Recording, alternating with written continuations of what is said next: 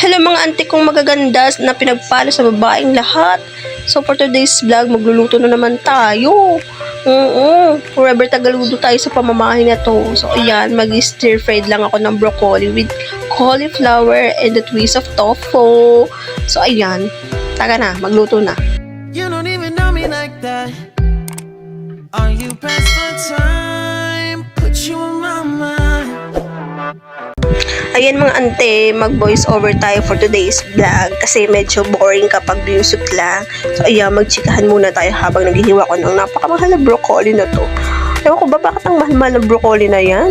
Saka yung cauliflower na yan, naman ngayon kaya medyo bunga nabili na ni ate yan sa Titex. So ayan, kuhain lang natin na napakadami yan para lahat makakain. So, tag nito, stir fry lang natin yan. Dahil yun lang ang magandang gawin dyan. May natira akong onting baboy dun sa ref. Tapos, dalawa ko na din ng onting cauliflower para perfect siya. So, ayan, may tokwa din sa bahay. Yan. Mekos-mekos lang natin yan mga ante. So, ayan, hiwa ka lang ng sibuyas, saka bawang. Actually, hindi ko siya nalagyan talaga ng ng kamatis kasi aasim na siya. So, yan lang yung kailangan natin gawin. Hiwa-hiwa lang hanggang mahiwa ka. So ayan, tingnan nyo na yung ginagawa ko. Hindi tayo perfect cook. Hindi talaga tayo cookery. Yan, tamang lang yan, nood lang sa YouTube and mekos-mekos, experiment. Pag wala na may isip, pahala na kung lamunin, basta may sibuyas sa kabawang. Dapat may lulutuin ka. So, ayan. Tayo nyo lang yan hanggang matapos ko yan. Kaya ba mga anta ng mga usually niluluto nyo sa bahay pag wala na kayong maluto? Sakit. Nakakay. Puti yan pero nakakaiyak ka. So, ayan yung mga ingredients natin. Yan, sibuyas, bawang, may onting baboy, tokwa, and yan, yung broccoli, and cauliflower. So, stir fry lang natin. Tara, stir fry. Gigis lang naman. Daming arte. So, ayan, sabi ko kasi daw naglalagay ng kamatis kasi aasim. So, ayan, magluto na tayo, mga ante. Hirap na hirap ako mag-setup dyan kasi hindi pa dumadating yung aking, pag antay sa leeg. Ayan, maglagay ka lang ng mantika, yung sapat lang. Pag gusto ka kasi, yun, bawal yun. Pero totoo talaga, madami ako magmantika. So, ayan. Actually, enemy ko lang yan. Inuuna ko talaga yung, ibuhos lahat yan. Di ko na kailangang, isa-isahin yung Pero dahil sa vlog na to, isahin natin para makita nyo paano ko niluluto. Daming alam. So, ayan. Siyempre, gisa mo lang yan. Tapos, next, ilagay mo na yung baboy para habang ginigilas mo siya, ay maluluto na agad siya. Ayan, gisa-gisa. Mekos-mekos lang. Tapos, mga ante, habang ginigisa nyo, lagyan nyo din ng asin, yung very light lang, paminta, and hindi na siya mix. Huwag kayo sasobra, baka hindi nyo gusto yung kakalabasan. So, ayan, tansya-tansya lang. Hindi ko na kailangan gumamit ng mga sukat na yan. Basta tansya-tansya lang based din sa panlasa niya. So, ayan. Mekos-mekos nyo lang yan, girl.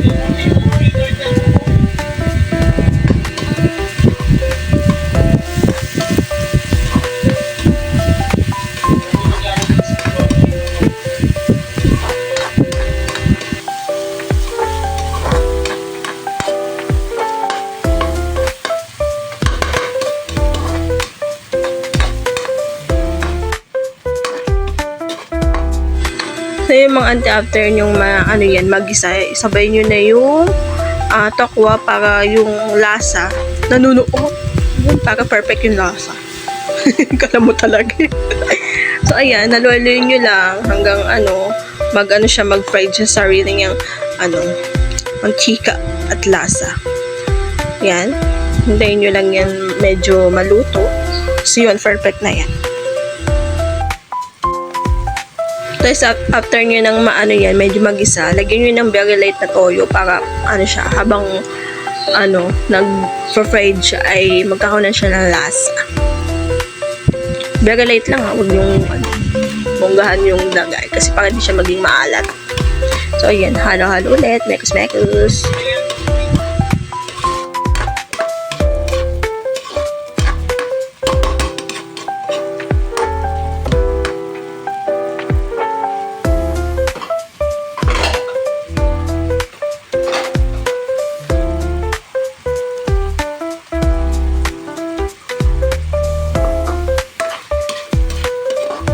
Yan, after nyo ng 1.5 minutes, ilagay nyo na yung broccoli and cauliflower para medyo madali siyang lumambot. Actually, madali lang naman siyang lumambot kasi gulay naman yan. Ayan.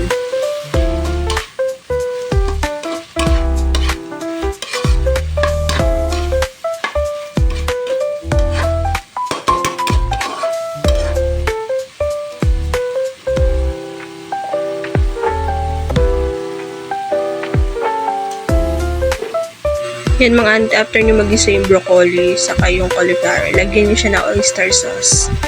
Kaya nagluluto lang kayo ng ng chop suey, mga ganun. Yan, maganda yan sa gulay. So yan, lagyan nyo lang, tas mekos-mekos nyo lang din. Tas pakuluin nyo ng onte. Ganyan.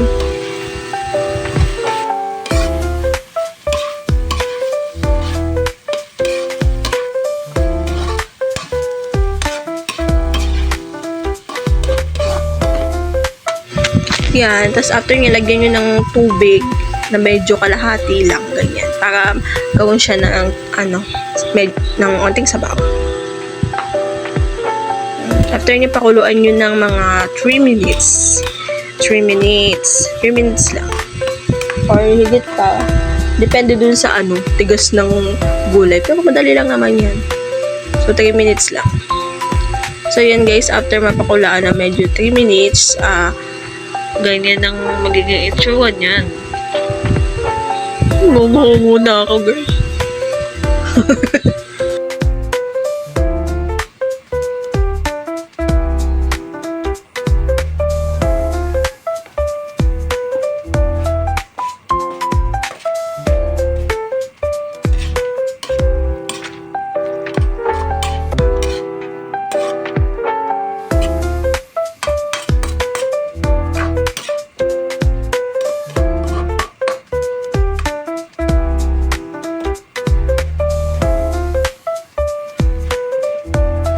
So, yan, after ng, medyo napakuloan mo siya, lagyan mo siya ng slurry.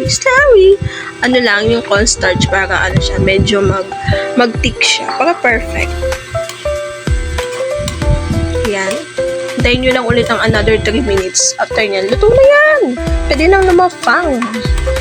So, yun, pag wala kang maluto, baka makatulong yan.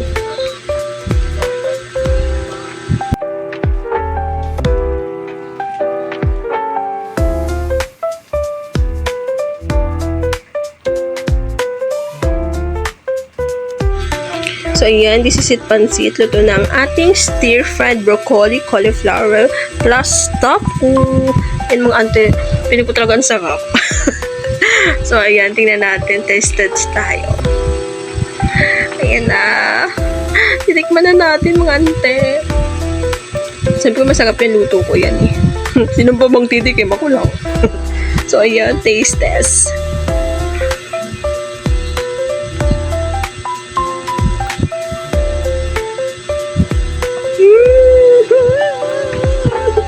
Perfect ang sarap. Ang perfect yun. Tagabi ko guys. Ang sarap. Promise. Ang perfect. Look at that. Look at that. Sarap. Sarap. Pagkatama.